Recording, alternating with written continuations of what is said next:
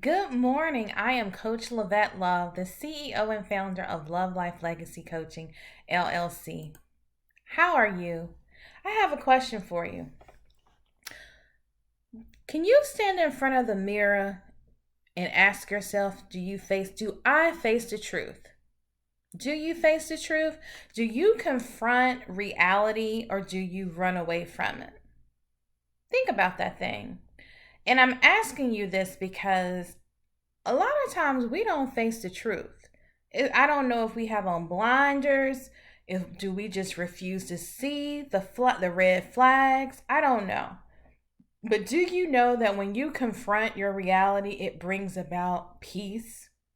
We have to devote time and energy to taking action rather than trying to delay that thing that's going to happen anyway, which is why we need to see our strengths and our limitations. We need to come to terms with our victories and disappointments because life is filled with ups and downs. We have to be strong enough to cope with stressful events, with challenges and different situations that come up. For example, if I have persistent headaches, am I going to just keep talking about it?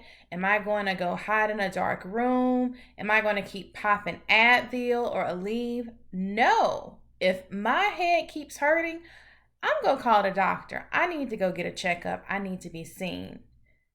No different if someone loses their job. Are they going to continue spending the way that they've been spending, eating out a lot? No, they're going to say, okay, I need to make some changes. Let me adjust my budget, first and foremost.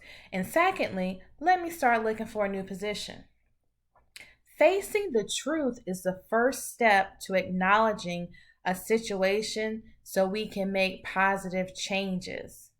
Now, it may take time to absorb that news, that shock, but once you have a chance to, sit in it, assess it, you move forward. We have to listen to our intuition.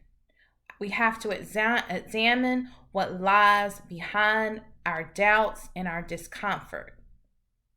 And what better way to document what's triggering our emotions than putting it in our journal? Yes, I said it.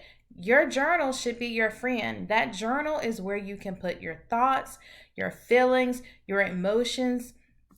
Anything that is important to you should go in your journal. When we have that journal and you're dealing with facing your truth, being your authentic self, you can go back and look in that journal and figure out what triggered my emotions. I talk about my feelings a lot in my journal because it helps me clarify them. It's important for me to look at the facts and not my emotions and feelings. I think sometimes we get so caught up, we can't see a thing that's in front of us. And that thing can be any noun, person, place, or thing, but we can't see the truth because we're looking through our emotions. We're looking from our heart. And when we should be using the facts.